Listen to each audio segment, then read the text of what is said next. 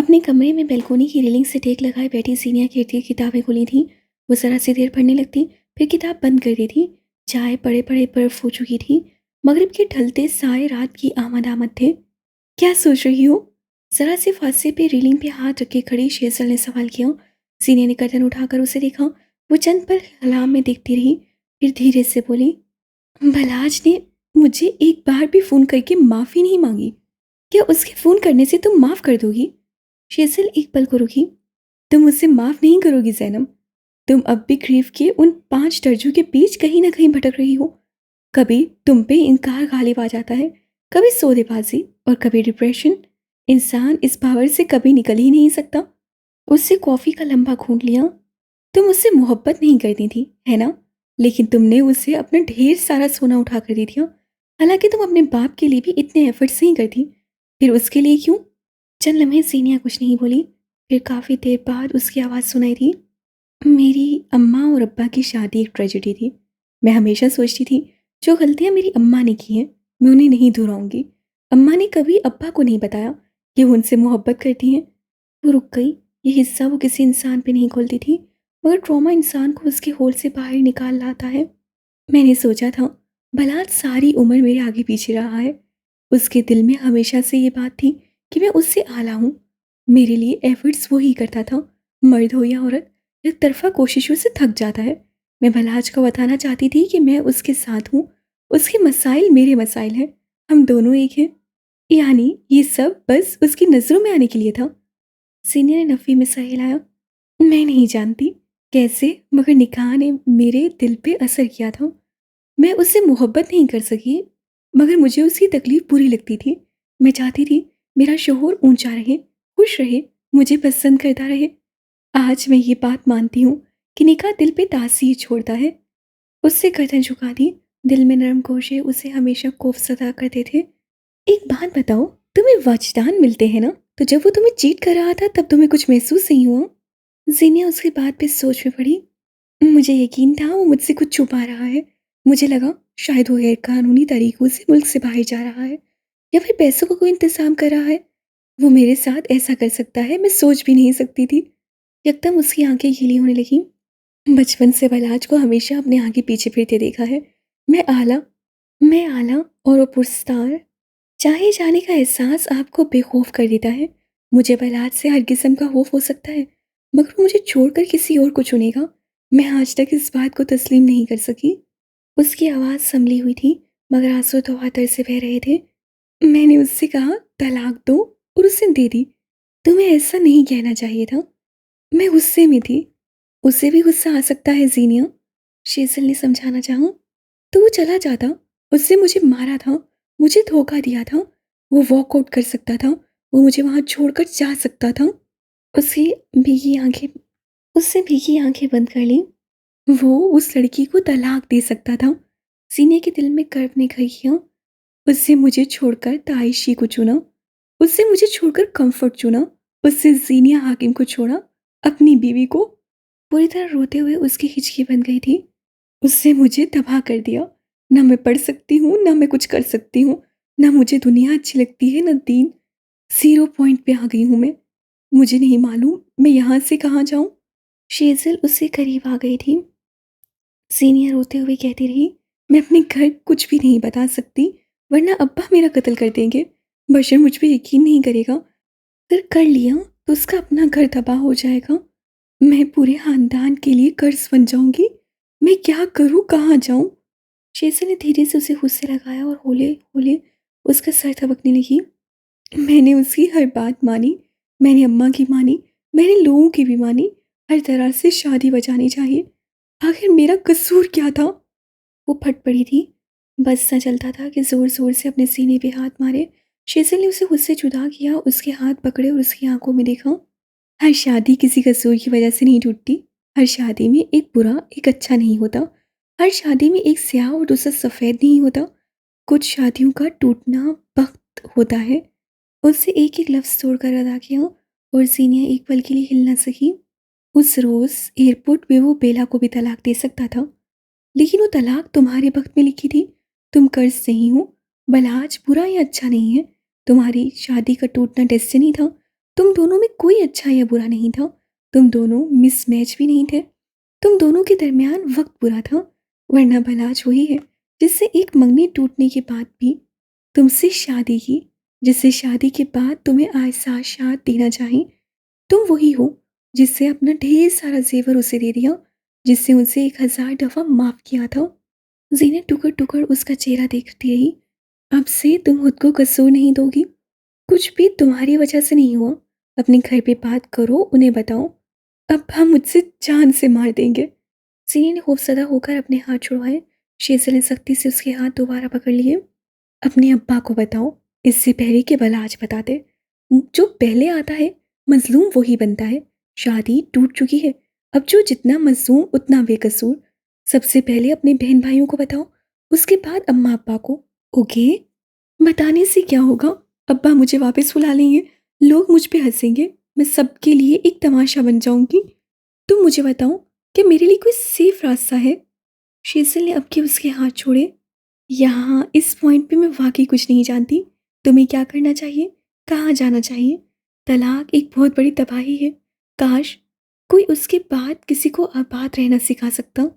वो कहकर चली गई। सीनिया का दिल खौफ से भर चुका था। अब्बा उसकी नहीं सुनेंगे। उन्होंने आज तक नहीं सुनी थी। बशर उसकी वजह से अपना घर खराब करेगा।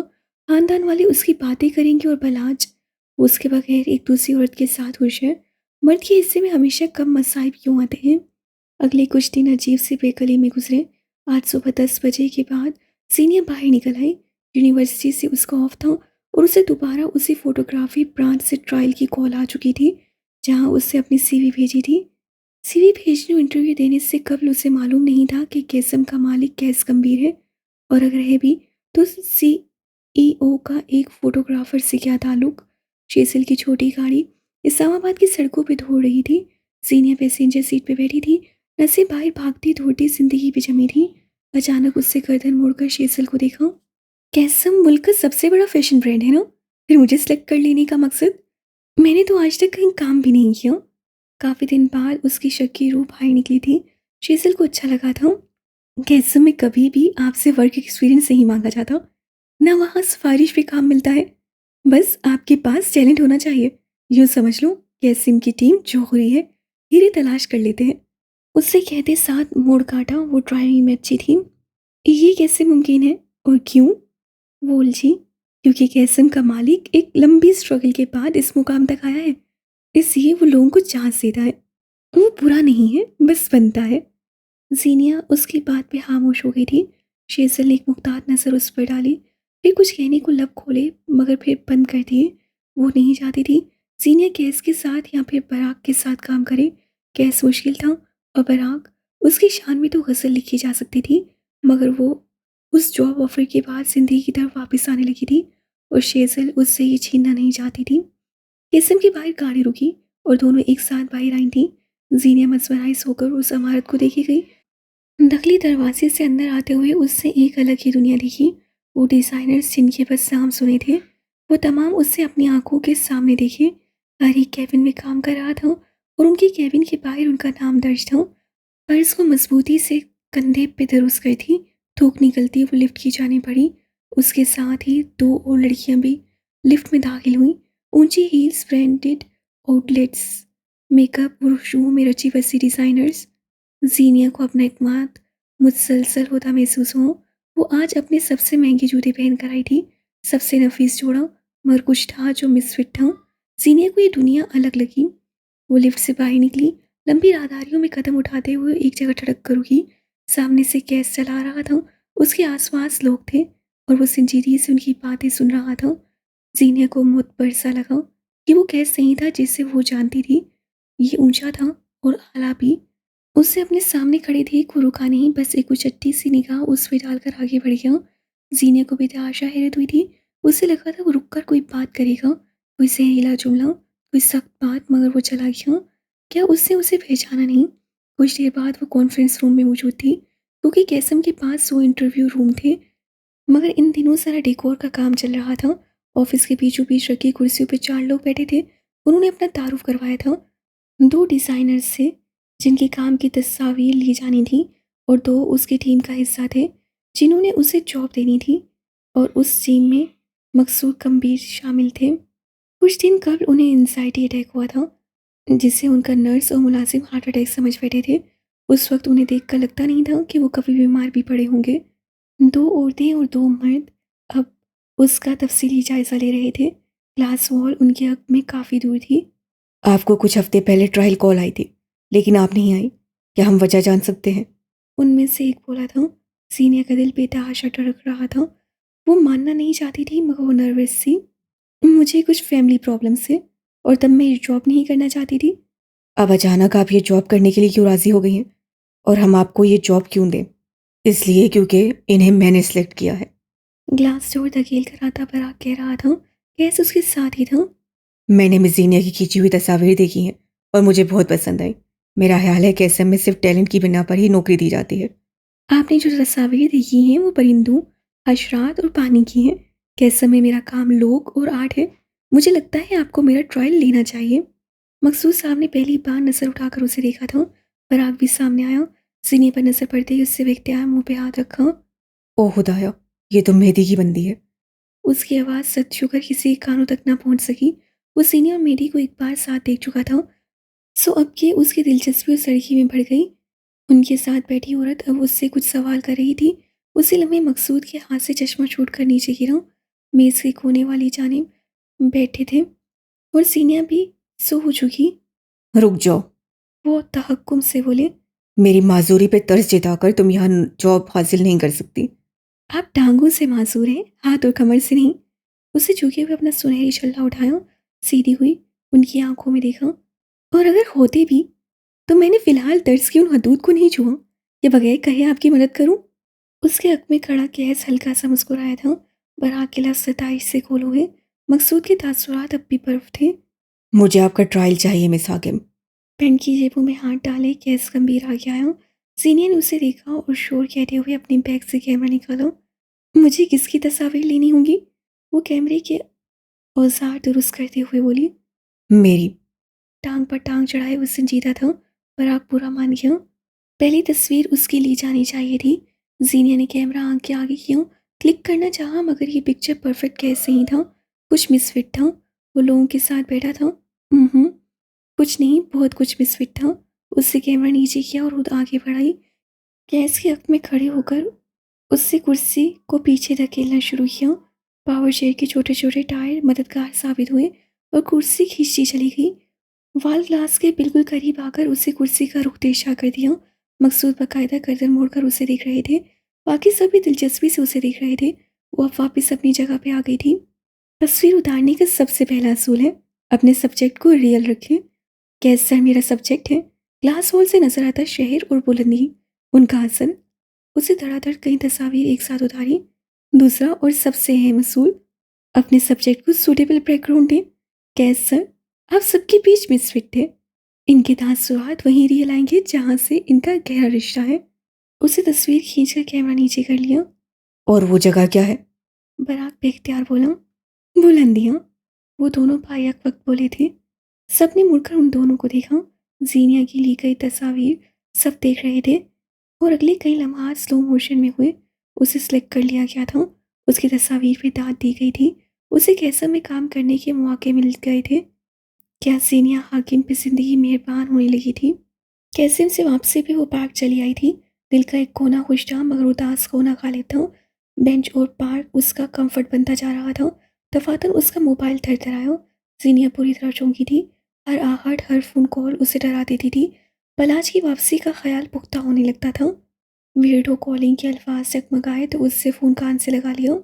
क्या हम थोड़ी देर के लिए मिल सकते हैं? न सलाम, न दुआ, न तो उम्मीद। वो सीधा मुद्दे पर आया था। मैं हॉस्टल के पास पार्क में हूँ, सपाट अंदाज में कहकर उससे कॉल खत्म कर दी। थोड़ी देर बाद सुरमाई स्वेटर के साथ स्याह पेंट पहने वो दूर से आता दिखाई दिया। क्या तुम ठीक हो? उससे करीब रुककर नरमी से पूछा। मेरी तलाक की वजह पूछने आए हैं तो नहीं बताऊंगी, और दलासी की मुझे ज़रूरत नहीं। हाँ अलबत्ता। तुम ठीक हो जीनिया हाकिम? उससे दोहराया। सीने लब भींच लिए, रुख मोड़ लिया। मेरी उससे फांसे हुए बेंच के दूसरे सिरे पे बैठ गया। मैं ये नहीं कहूँगा कि मैं तुम्हें समझ सकता हूँ। मैं ये भी नहीं कहूँगा कि भूल जाओ, आगे बढ़ो। मैं कोई मशवरा नहीं दूंगा, क्योंकि मैं तुम्हारी जगह पे नहीं हूँ। मैं बस पूछूंगा, ठीक हो सीनियर हाकिम? ठीक होना क्या होता है? सीनियर ने गर्दन मोड़कर उसे देखा। कोई एक गम तुम्हारी दूसरी खुशी पे हावी ना हो, ये ठीक होना है। जीनिया सुन रह गई। वो उसे इतने अच्छे से जान गया था क्यों? अपने मसाइल उस इंसान के साथ बांटना जिसके पास वाकई हल होगा, जिससे हमेशा हल दिए हैं, ये होता है ठीक होना। उसकी आंखों के आगे बशर का चेहरा था। उसका भाई, उसका दोस्त। होने से डरना और उस डर की वजह से अपने साथ हुआ जुल्म छुपा लेना। जानती हो ना, झूठ क्या क्या तबाह कर सकता है। क्या वो जानता था सीनियर ने अपने घर पे कुछ नहीं बताया? मुझे इसे छुपाना होगा क्योंकि उसके बाद मेरी मौत आएगी। आज के ज़माने में तलाक आम हो चुकी है, तुम इतना क्यों डर रही हो? ज़माना बदल चुका है। ट्विटर और इंस्टाग्राम वालों के लिए बदला होगा। हमारे लिए तलाक आज भी कर्ज है। हमारे यहाँ तलाक एक लड़की को नहीं, पूरे खानदान को होती है। उसकी आंखें सुर्ख होने लगी थी। हाथों की नसें फूल गईं। मेरी ट्रॉमा और इनसिक्योरिटीज की मारी बहन का रिश्ता टूट जाएगा। क्या पता वो पहले ही उस रिश्ते से नाखुश हो। मेरा भाई बहुत मुश्किल से जिंदगी की तरफ लौटा है। मैं उसका घर तबाह नहीं कर सकती। क्या मालूम वो इतना मैच्योर हो कि मामला संभाल लेना जानता हो।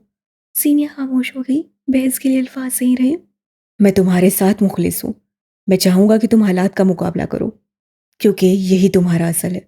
इस वक्त तुम उस कबूतर की मानिंद हो जो बिल्ली को देखकर आंखें मूंद लेता है। मौत फिर बंद आंखों से गिर कर भी हो सकती है, और बिल्ली के खा जाने से भी। ये तुम पे मुनहसर है कि अपने लिए कौन सी मौत चुनती हो। वो उठ खड़ा हुआ। उसकी आंखें फिक्रमंद थी। मैं तुम्हारे ठीक होने का इंतजार करूंगा। सीनिया ने आंखें उठाकर उसे देखा। फिलहाल मैं आपके यहाँ से जाने का इंतजार कर रही हूँ। मेरी गर्दन झुकाकर हंस पड़ो। मैं जा रहा हूं। अब तुम कुछ अर्सा मुझे नहीं देख पाओगी। मेरी तस्वीर लेकर रखो। मैं चला जाऊं तो बहुत याद आता हूं। सीनिया उसे देख कर रह गई। मैं स्पेन जा रहा हूं, तुम्हारे लिए कुछ लाऊं? जितने अरसे के लिए जा रहे हैं उससे दुगना अरसा गुजार कर आइएगा। यही मेरा तोहफा है। मेरी दोबारा हंस पड़ा। चंद लम्हे वो यूं ही खड़ा रहा, फिर आगे बढ़ गया। सीनिया उसे जाते हुए देखती रही। कम से कम मेहंदी गंभीर के पास चाहे फरार तो थी। शीशे के स्टूडियो में इस वक्त कई डिजाइनर्स मौजूद थे। मुंतहिबशुदा फोटोग्राफर्स आज उनकी तस्वीर उतार रहे थे। कुछ वीडियोग्राफर्स भी थे। सीनिया एक कोने में बैठी थी। सफ़ेद रंग की टखनों को छूटी कमीज के साथ चूड़ीदार पजामा पहने। सफ़ेदी दुपट्टा सर पर जमा था। गले और दुपट्टे के बॉर्डर पे सुनहरी काम हुआ था। आज काफ़ी दिनों बाद उसके चेहरे पे बशाशत थी। हील की टक टक पे उससे मुड़कर देखा। अतीवा नवाज उसके सर पे खड़ी थी। तुम कैसे सर के लिए काम करोगी? आओ मेरे साथ। सीनिया को अपनी जिंदगी की सबसे गैर मुतवक्का बात सुनने को मिली थी। वो गहरी सांसें थी, उसके साथ चल पड़ी। राहदारियों में कदम उठाते हुए उसे अंदाजा हो रहा था सब कुछ कितना शाहाना है। सरबराही ऑफिस के सामने रुककर अतीबा ने उंगली से नॉक किया। अंदर से आ जाओ हबीब। ये आवाज़ आई। सीनिया को हैरत सी हुई। ये हबीब तो नहीं है। वो दोनों अंदर दाखिल हुई तो गैस ग्लास वॉल के सामने खड़ा था। एक हाथ पेंट की पॉकेट में और दूसरे में कॉफ़ी का मग, जिससे वो वक्फे वक्फे से खून भर रहा था। आहट पे मुड़ा, उल्टी सी निगाह सीनिया पर डाली और अपनी कुर्सी पर आकर बैठा। मेरा पूरा चेहरा नहीं आना चाहिए, बस साइड पोज काफ़ी है। उसे हिदायत देते हुए चेहरा कागजात पे झुका दिया। हाथ में स्केच पेंसिल थी। मेज पे एक छोटा सा संगीत मुजस्मा भी रखा था। अतराफ में कपड़े के टुकड़े पड़े थे। शायद वो कोई ड्रेस बनाने की प्रैक्टिस कर रहा था। क्या तुम्हें वक्त ज़ाया करना पसंद है जीनिया? उसे अपनी जगह मुंजमद खड़ा देख वो संजीदगी से बोला। सीनिया हड़बड़ाकर सीधी हुई। क्या मैं सिर्फ तुम्हारी तस्वीर लेने वाली हूँ? स्टूडियो में किसी और की क्यों नहीं? कैसे हैरत से उसे देखा। अव्वल तो तुम मुझे आप कहो। दोम, मुझ में या फिर मेरी तस्वीर में क्या मसला है? अव्वल तो तुम अपने कॉन्ट्रैक्ट की शर्त नंबर 7 पढ़ो। तुम्हारे कोई भी एम्प्लॉय तुम्हें आप, तुम, बड़ी, बॉस, भाई सब बोल सकते हैं। कोई फॉर्मेलिटी नहीं। उससे कैमरे के लेंस को फूंक मारकर साफ किया। तुम्हारे तासुरात फेक हैं। तस्वीर भी फेक आ रही है। क्या तुम इस वक्त मूड में नहीं, या फिर अपना बनाया गया डिज़ाइन पसंद नहीं आ रहा? तुम बस तस्वीर लो और जाकर बाकी काम करो। मेरे तासुरात के साथ तुम्हारा कोई ताल्लुक नहीं है। उससे दोबारा गर्दन कागजात पे झुका दी। आड़ी तिरछी लकीरें थीं और थकी थकी से जुमले। जीनिया ने कैमरा आंख के करीब रखकर एक दो तस्वीर खींची, मगर बेतली से उनको रद्द किया। तुम इस मुजस्मे को छूना या फिर ये कपड़ा, इसके ऊपर रखो, मैं क्लिक करूंगी। ओके। वो दीवार से लग खड़ी हुई। सांस रोक लिया। तस्वीर खींची, मगर यूं लगता था जैसे वो कोई इंसान ना हो, कोई बेजान मुजस्मा हो। सीनिया को बेजारी सी हुई। कैसी बेदिली से पीछे को हो बैठा। क्या तुम मेरे साथ कंफर्टेबल नहीं हो कैस? हम ब्रेक ले लेते हैं। अगर तुम कुछ पीना चाहते हो तो ठीक है, कॉफ़ी मंगवा लो। वो वाकई इससे तस्वीर नहीं उतार सकती थी। तुम पूरी तरह डिस्ट्रैक्टेड हो। आर्टिस्ट ऐसा नहीं होता। जब उसके सामने उसका काम होता है तब वो इस दुनिया में नहीं होता। वो आगे आई, कैमरा कैस के आगे किया। तुम्हारी आंखों में चमक नहीं, यानी तुम्हें ये काम नहीं पसंद। तुम्हारे जबड़े भींचे हुए हैं। ये आर्टिस्टिक स्टाइल नहीं है। तुम्हारे हाथों की हरकत बेजान है, जैसे तुम्हारे साथ जबरदस्ती की जा रही हो। गैस बटन दबाते हुए एक एक तस्वीर आगे का करता चला रहा था। उसके तासुरात बिगड़ते जा रहे थे। क्या तुम्हारा आर्ट ब्लॉक है? 3 माह, 3 माह से वो इस ब्लॉक का शिकार था और उस लड़की ने 3 मिनट में खोज लिया। गैस का दिल इतनी शिद्दत से धड़का था जिसकी कोई हद नहीं। वो अपने राज खोज लिए जाने से डरता था। तुम जाओ, हम ये काम फिर कभी कर लेंगे। उसे दांस्ता सफ़ात यहाँ से वहाँ करने शुरू कर दिए। उसकी उंगलियों में लरजिश थी। सीनिया खड़ी रही। ब्लॉग 2 तरह का होता है। एक जिसमें आप मुसलसल एक चीज़ बनाकर या लिख लिख कर थक गए होते हैं और आपको कुछ मुख्तलिफ करना होता है। वो दराज उलट पुलट रहा था। गोया उसे सीनिया के बोलने से फ़र्क नहीं पड़ा था। दूसरा, आप वाकई थक चुके होते हैं और आपको आराम चाहिए होता है। याद करने की कोशिश करो, तुम्हें आराम चाहिए या बदलाव? उसके हाथ की रफ्तार सुस्त हुई। उसे बेख्तियार वो सुर्ख कौन याद आया। गले में गिल्टी से उभर कर मधुम हुई। हाँ, उससे बदलाव चाहिए था। तुम्हें एक बात समझ नहीं आती। मैंने कहा है जाओ, गेट लॉस्ट। खुद पे काबू पाकर वो बर्फ अंदाज से बोला। सीनिया ने अपना सामान उठाया और बाहर निकल गई। वापसी पे दरवाज़ा ठाक की आवाज़ से मारना नहीं भूली थी। गेट लॉस का बदला था दरवाज़ा मुंह पे मारना। 2 दिन बाद बारिश ने आज सारे को जल थल कर दिया था। सर्दी ने शिद्दत इख्तियार कर ली थी। लोग गर्म कपड़े पहने हुए अपने कामों को निकल गए थे। ऐसे में हॉस्टल की छत पे खड़ी सीनिया हाकिम ने एक कॉल मिलाई थी। इन 2 दिनों में वो खुद को हर किस्म के हालात के लिए तैयार कर चुकी थी। जानती थी उसकी तलाक तूफान ला सकती थी, मगर उससे बताना था, कम से कम अपनी बहन भाइयों को। आईने के सामने बाल बनाते कंधे और कान के दरमियान फूल लगाकर बैठी कूंज हाकिम का मोबाइल थरथराया तो उससे सेगम की कॉल बंद कर सीनिया को कॉल मिलाई। पूरे 1 माह बाद उनकी कोई बात हो रही थी। तुम्हारा नंबर बिजी आ रहा था। इतनी लंबी बात किससे कर रही थी? मुझे छोड़ो, तुम बताओ, बलाज भाई कैसे हैं? कल रात मैंने मैसेज किया था उन्हें। कह रहे थे सैनी उनसे नाराज है। कोई झगड़ा हुआ है क्या? एक और बात, अब्बा इस्लामाबाद आए हैं। तुम मिली उनसे? ये मुख्तलिफ गूंज थी। उसके लहजे में खनक सी थी, जैसे वो बहुत खुश हो। जीनिया ने हिम्मत मुजतमा की। अल्फाज जहन में तरतीब दिए। गूंज, अगर मैं और बलाज, अगर हम दोनों कभी अलग होना चाहें, मेरा मतलब है अगर हमारी कभी न बन सके, तुम तो वैसे भी सेगम से रिश्ते पे राजी नहीं हो ना? दूसरी तरफ सन्नाटा छा गया। कोच ने अपने दिल को रुकता महसूस किया। मैं सेगम से मोहब्बत करती हूँ सैनी। उसकी आवाज़ हल्की थी, बेहद हल्की। जिस दिन उसकी और मेरी मंगनी को तुम्हारी या बलाज की वजह से कुछ हुआ, मैं अपने हाथों से अपनी जान ले लूंगी। जीने की समातें सुन हो गई। जब तुम मुझे यहाँ छोड़ कर गई थी तब से सेगम मेरे साथ है। मोहब्बत को मेरे लिए कर्ज न बनाना। जीनी आगे न सुन सकी। उससे ठहर कर कॉल काट दी। गूंज बार बार सेगम को कॉल मिलाने लगी थी। उसकी आंखों से आंसू बहने लगे थे। उसे जो मोहब्बत, जो तवज्जो अपने बाप से चाहिए थी, वो किसी और से मिली, और जिससे मिली वो नामहरम था। वो तबाही के दाने पे थी, मगर उसे नजरअंदाज किए हुए। अपने कमरे में आईने के सामने खड़ा कैस सपाट नजरों से अपना सरापा देख रहा था। उसकी आंखें सुर्ख और बोझल थीं।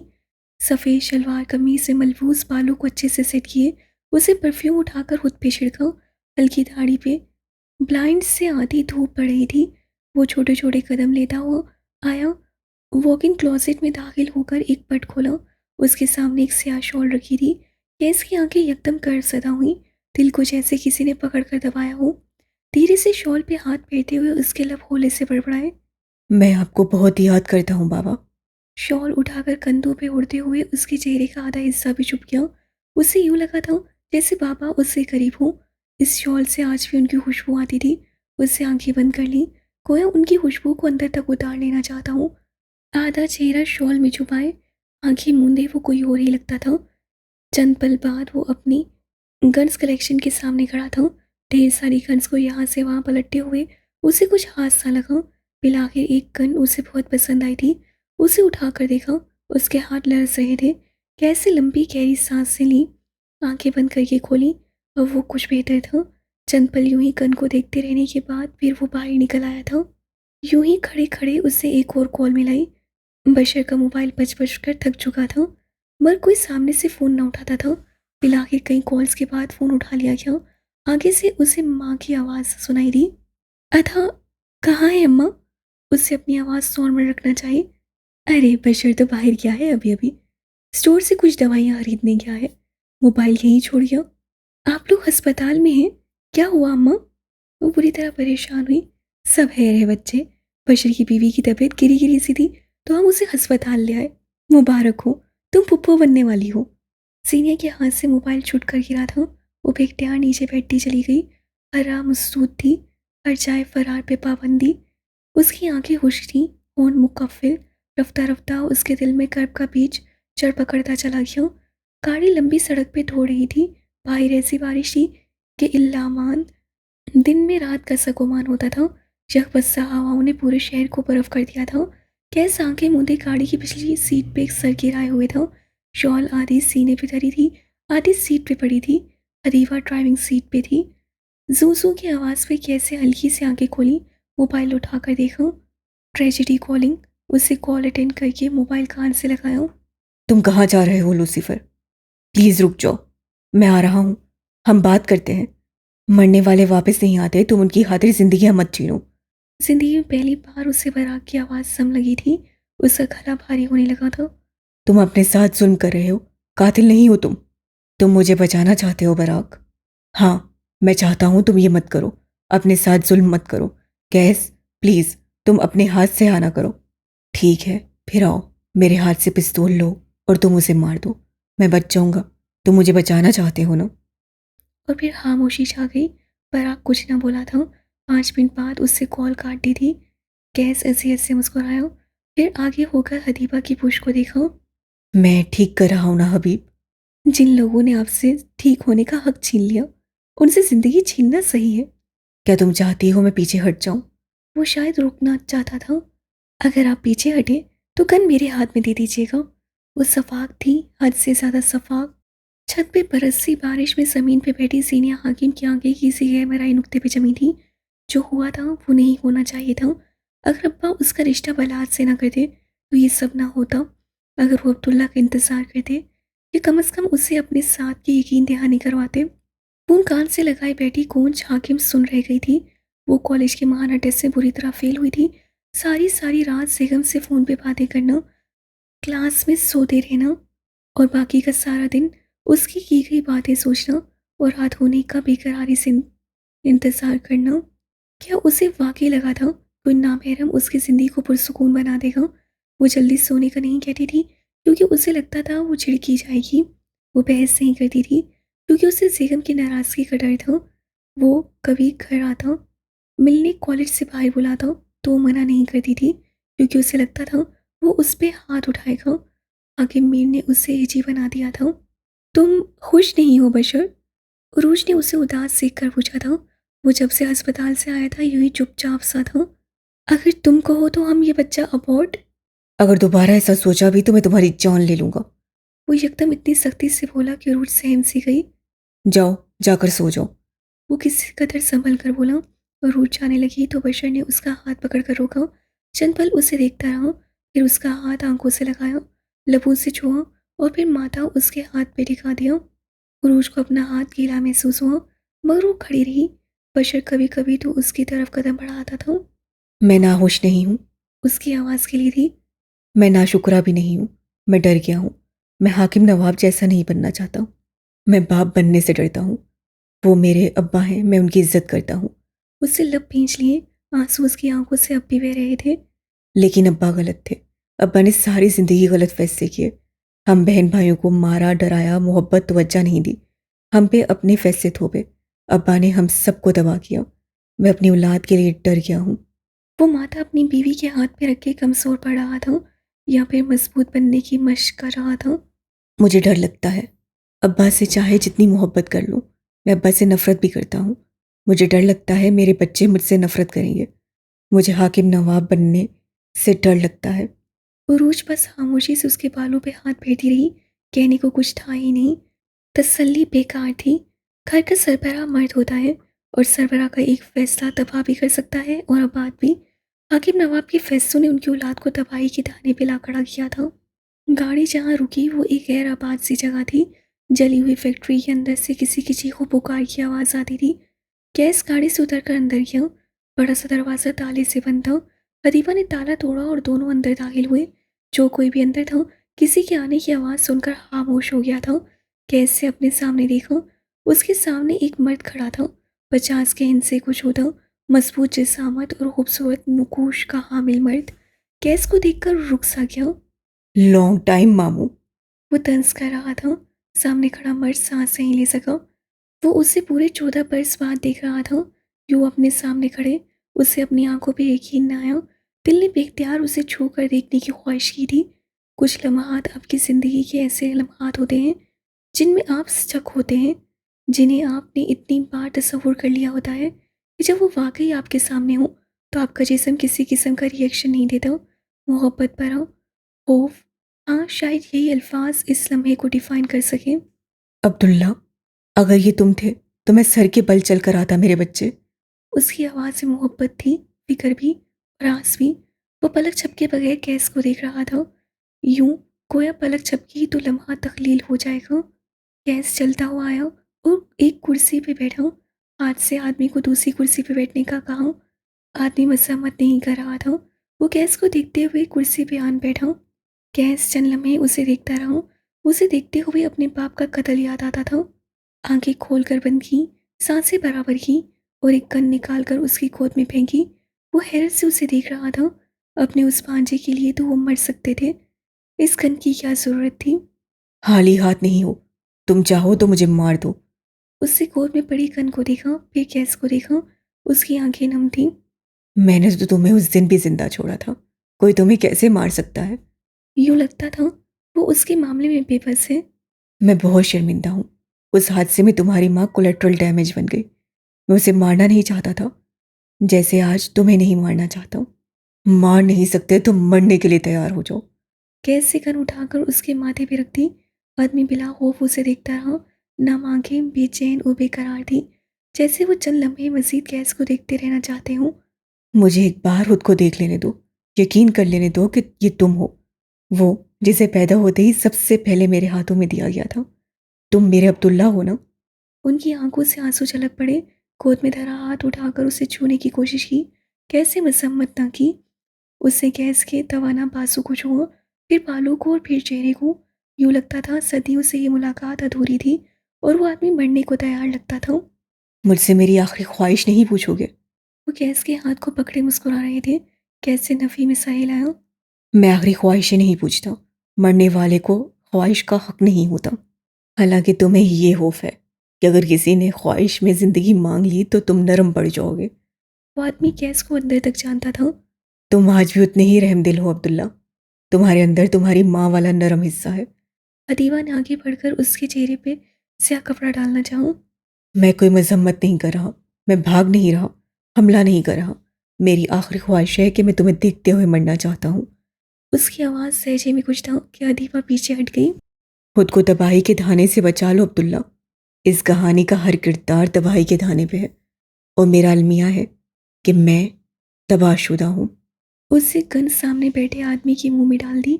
वो जानता था फायर अंदर की तरफ हुआ तो क्या नुकसान होगा, फायर दूसरी तरफ हुआ तो जिस्म मफलूज होगा। मगर वो ऐसी जगह जानता था जहाँ से सीधा गोली आराम मक्स को असर अंदाज कर दी। वो चंद लम्हे उस मर्द की आंखों में देखता रहा। मर्द ने एक पल को भी आंखें न झपकाई। वो बिला खौफ और खतर किस जरूरतमंदी और मोहब्बत से उसे देख रहा था। ये दुनिया का पहला कत्ल था जिसमें मकतूल ने कातिल का हाथ थाम रखा था। ट्रिगर दबाया गया। आदमी के सर का पिछला हिस्सा फटकर दूर जा गिरा और मग्स के लोथड़े गोश्त के टुकड़े यहाँ से वहाँ बिखर गए। उसकी आंखें अब भी गैस पे जमी थी। जिस्म ने एक हल्का सा झटका खाया और रूह परवास कर गई। कैसे उसका चेहरा देखा। वो उसका अजीज था। ये चेहरा तुम्हें कहानी के किरदार जैसा लगेगा। उसके नकूश किसी से मिलते थे। अगर राज सुनना चाहो तो उसका चेहरा हाकिम नवाब से मिलता था।